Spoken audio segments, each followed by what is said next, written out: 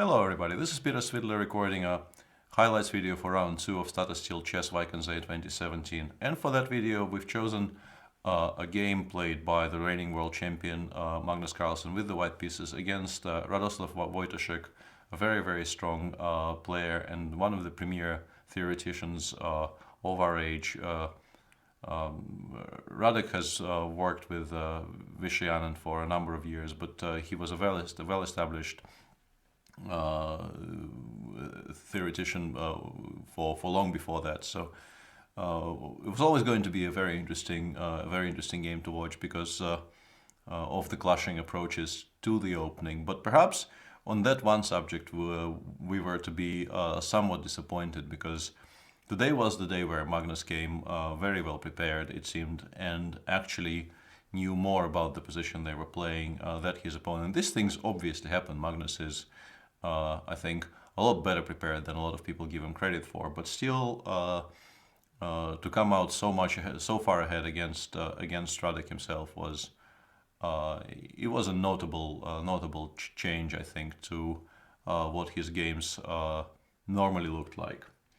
And if you look at the score, Magnus before that game was leading in their personal encounters 2-1 with no draws. And the two games Magnus won against Radek were both games where he completely avoided theoretical discussions in the opening. One was, I think, a closed Sicilian, and the other one, this weird mix of the London system, which eventually led to a position which you normally, I think, see from the e takes d5 Caro-Kann. But today, Magnus played 1e4. His main move, of course, but what was most surprising was his choices further down the road. c5, knight of 3, d6. His very clear main weapon in this position is bishop b5 check. Magnus very rarely actually even plays 3d4 compared to the amount of games he played and won in the 3b5 check variation. But today he played d4 takes, knight f6. In the match against Sergei Karyakin in this position, he played f3, but today he did not really need a draw. Not that f3 is necessarily a drawing attempt, but it was played in a game where a draw was more than enough to secure the world title. Knight c3, a6, and in this position, Magnus made a move which was frankly, I still did not check with the database because I like a little bit of mystery in my life, but it does feel like this move perhaps was even introduced by Sergei Karyakin one day ago.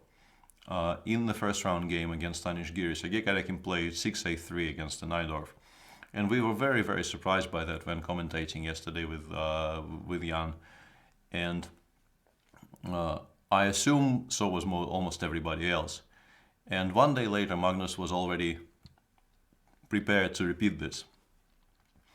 e5 was the reaction of Anish as well in his game against Karyakin. There are other options available. If black plays e6, we assume the plan from white here is to switch to the Keres attack with the inclusion of a6 and a3. Black probably isn't suffering horribly here, but if you consider the fact that white normally plays h3, e6, and then g4, if you replace the move h3 and play a3, this will be quite useful in a lot of positions, because black's very typical counterplay in a lot of Sicilians is b5 followed by b4. And I'm sure a3, now that both Karyakin and Carlsen played it with white, will now become a very serious fixture in a lot of tournaments, and eventually we will find out what white is supposed to do against, let's say, 6g6, or maybe knight c6 could also be argued for. But so far both games featured e7, e5, which is the most logical reply. And Karyakin played knight f3 here, aiming for a long positional game, very similar to positions that you get after bishop b3, e5, knight f3, for instance. Magnus, on the other hand, had very different ideas. He played knight f5 here, and the game becomes very forced. And the next two moves were blitzed out by both players: d5, bishop g5, d4, If black takes on f5, white even has an option to start with bishop takes f6 and more or less force black to take with the g-pawn, because queen takes f6, knight takes d5 is just absolutely horrible, and white should be very seriously better here. Another advantage of having the pawn on a3 in these types of positions is that bishop b4, which would have been a very strong move here, is just impossible because white now controls the b4 square. d4 was played quite fast by Radek, and Magnus took on f6 here. And here Radek started thinking, which was a little bit surprising because I felt that if you blitz out both d5 and d4, you probably should have some idea as to what's going on in this particular position. And starting to think precisely here is a bit inconsistent. And on the other hand, you have to say that this is a very critical turning point. Radek eventually opted for queen takes f6, which is a safer option, I suppose, but it does allow white to get a reasonably serious grip on the position, and as we will see in the game, a very logical continuation from here leads to a position where white enjoys a stable plus with almost no counterplay for black, which I think is something you generally don't want to get in your games against Magnus Carlsen. The other option was g takes f6, and in this position we briefly discussed knight e2 queen b6 on stream, and at low depth the computer even suggested black is better here. It's not that clear if this is true or not, but black definitely gets a very playable position. This much you can say safely, and the machine even suggests that because of this, knight a2 is a stronger option than knight e2. This is quite difficult to understand, apart from maybe making an argument that if black plays queen b6, you can immediately start developing your light square bishop to good squares, which I think is important. And this position is not that clear.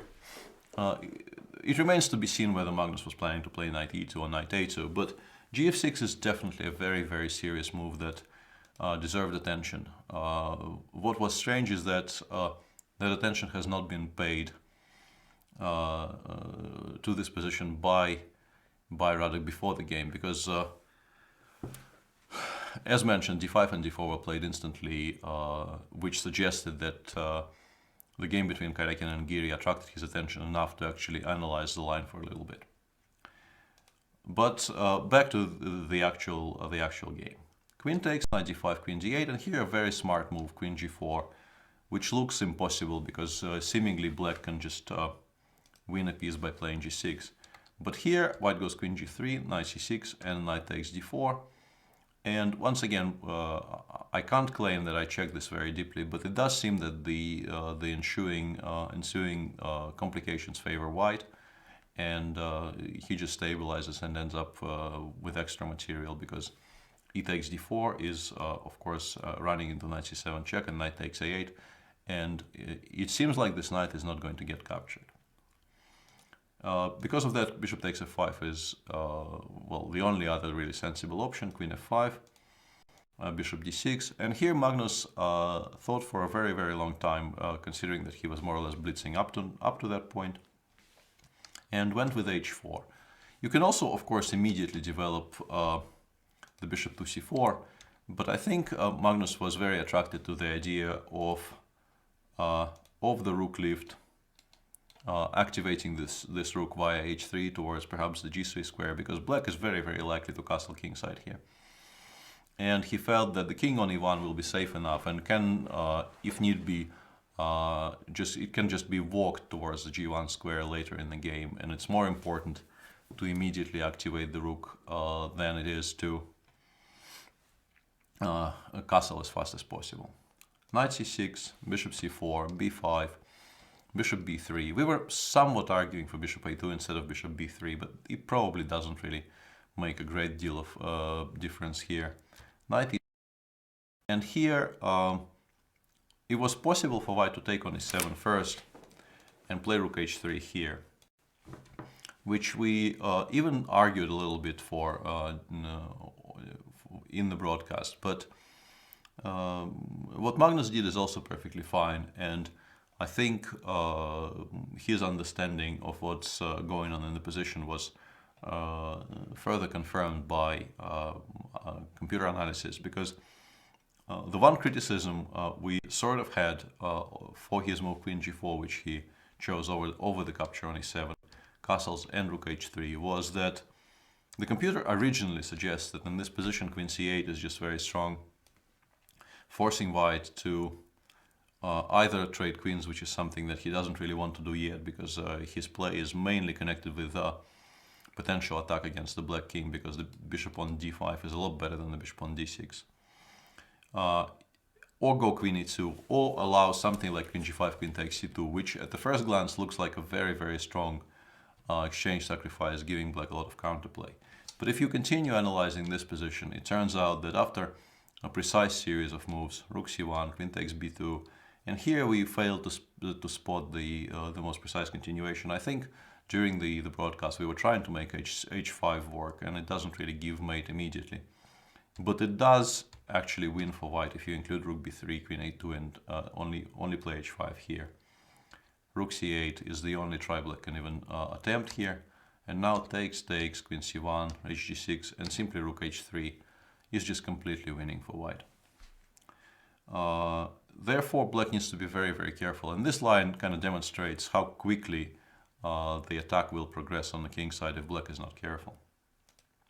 Radek played rook a7, rook g3, queen f6, which is very, very natural. And it's not that easy to shift this kind of a defensive setup from black, because if you play rook f3, which looks kind of logical, after queen g6 your pieces start getting pushed back, and black's position doesn't really feature a lot in the way of weaknesses. Yes, the bishop on d6 is passive and the bishop on d5 is a monster, but you still need to find targets to play against. And this is why Magnus started opening up the second front here with a3, a4. And objectively, perhaps this position is still very much holdable for black. I apologize, I seem to be losing my voice, so I might sound funny for the rest of this video. The suggestion is perhaps to even just close the queen side completely and play b4. But from a human perspective, just going for a position like this, let's say long castles, rook c7, king b1 and a5, and saying, I will never have any counterplay, but neither will you at any point make any progress on the king side, because with this structure on the queen side looking like this, white can always play bishop b3, eliminating the only source of counterplay that black has, which is the play against the c2 pawn, and then start improving on the king side. And perhaps you can hold this, but honestly I sort of doubt it, because generally in positions like this, the side which has the initiative will eventually find a way to either make a lot of progress on the king side or perhaps combine his attack on the king side with play eventually against the a5 pawn even. And yeah, you almost never go for this, because you feel that giving white a completely free hand at looking for a plan to invade is not a good idea. Because of that, Radek played bishop b4, king f1, takes, and a5.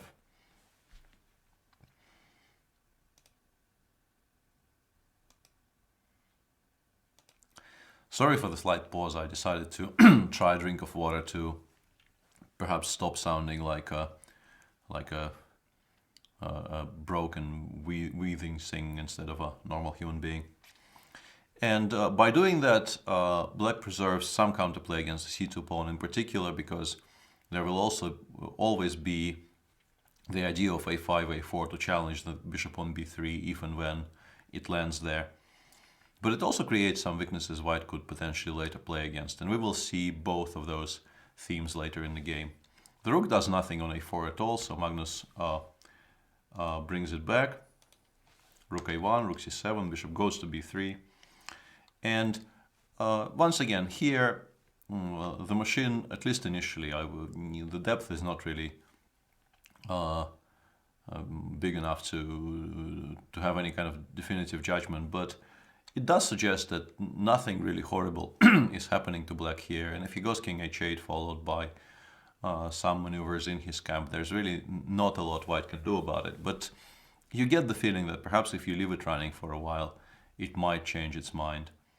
And rook a8 is an understandable move that Radek chose here, trying to even stop white from, for instance, attempting something like rook d1, d3, f3, because a5, a4 will be a very, very serious argument against it. Magnus continued securing his king position. Black played bishop f8. All of these moves are, perhaps you can argue, not entirely necessary, but you can also understand why Radek is making them. He is making his position as compact as possible, trying to keep as many things as possible under control. Queen h5, trying to provoke black to at least make the move g6, which creates some targets to play against on the king side, and also takes the g6 square away from the queen. And once again, you can maybe make an argument for playing something like rook a7 and just completely not obliging white in all of his attempts to provoke some weaknesses. But Radek, who was also running somewhat short on time, played g6, queen g4, and rook a6. Rook a6 is a bit of an artificial move, and here also the suggestion to activate your bishop and place it on h6 perhaps deserves attention. Aiming for bishop h6 and then king g7, which is a somewhat stable setup, and the fact that the bishop will have some moves later in the game might definitely come in handy. Rook a6, h5, queen f4, queen e2, queen f6, and this sequence kind of shows that black perhaps lost the thread a little bit, and he is doing nothing and allowing white to try all kinds of improving ideas here. And his position is definitely deteriorating because of that. White made some progress, and the queen now starts attacking things on the other flank. And this is where Radek, I think, committed his the mistake that decided the game. But he did not really have a lot of time here, and he thought he has a tactical solution which will drive the queen back towards d3 or e2, and that proved to be incorrect. And it was very difficult to come back from that. He could have played rook c5, and perhaps after that move, the queen would have to return, because white really doesn't achieve very much by playing queen b7 or queen b8, because black can even maybe chase that queen around forever by playing rook b6 and so on. But Radek spotted a tactical opportunity to offer the exchange of queens by playing queen c6, and after queen takes c5, only here did he spot that the intended bishop d6, and we have to assume that this is what he was planning to do. And I guess he thought he's winning the exchange here, but as a matter of fact, h takes g6 is just an immediate end of game, because if you take the queen, you just get mated on the spot. And if bishop d6 is not a move, what happened is black gave up a central pawn for not a lot, and from that moment on, Magnus's victory was all but secured, because e5 was obviously a very, very important pawn, and it's very difficult to defend the position, which was quite unpleasant even with the pawn on the board when this pawn is gone for nothing. Rook e7, queen f4 is a good move. Queen takes d4 would have been a lot less precise. If you take on d4 and black takes with the queen on e4, his life is a lot easier compared to what they got in the game, because it's very useful for black to remove those central pawns and activate his queen. The queen might land on e5 later. There's also a5, a4 if white doesn't trade the queens. So this is of course still much better for white, but queen f4, the much stronger. If black takes, a4 is what Radek played, but if black takes on e4 here, bishop takes f7, rook f7, queen takes f4 is of course completely impossible. But even after king g7 and the simple takes, hg, hg, and bishop c4, this has to be a technically winning position for white. With all the weaknesses that you can play against, I think it will be impossible to hold. And after a4, bishop d5, you would dearly like to take on c2 here to at least, for the time being, bring the material back to even, but rook c1, queen b2, rook c8 is quite strong here. You could also try hg, rook f3, which also leads to positions which are much better for white. So both of those options look quite promising. And being very short on time, you can understand Radek's decision not to involve himself in variations which could lead to immediate losses. But after queen c7, queen d2, there's really very little hope left for black, because you get the feeling that white will eventually completely stabilize, improve his pieces a little bit further, and then will start either the decisive attack against the black king, or will collect something on the other flank, because both a4 and d4 are definitely potential targets. And this is what happened in the game. Queen b6, rook a2, rook c7, rook f3, queen b4. White, of course, does not want to trade queens here. Queen e2, rook b6, takes, g3, king g7, king g2. And with this, Magnus made the time control. I think he made a very decent practical decision to not even try to win the game before the time control, because there's really no need. He is so much in control here that he can just slowly improve the position of his pieces and calculate something on move 41. But Radek still needed to make a move 40 here. And it's actually not that easy to find a move to make, because now that white is totally stable, even perhaps c2, c3 is a threat, because the rook on c7 is so overloaded. And the move Radek eventually made, rook d7, is quite bad, because you take the pressure off the pawn on c2, and also the rook really doesn't belong on d7. It will be hanging in a lot of variations. And now white has a number of options which are very strong. Rook f4 connected with the idea of queen f3 was probably very strong, but also the move that Magnus made is probably decisive, creating threats of c3 and picking up the pawn on a4. And black is now so discoordinated that it's very difficult even to keep the material, to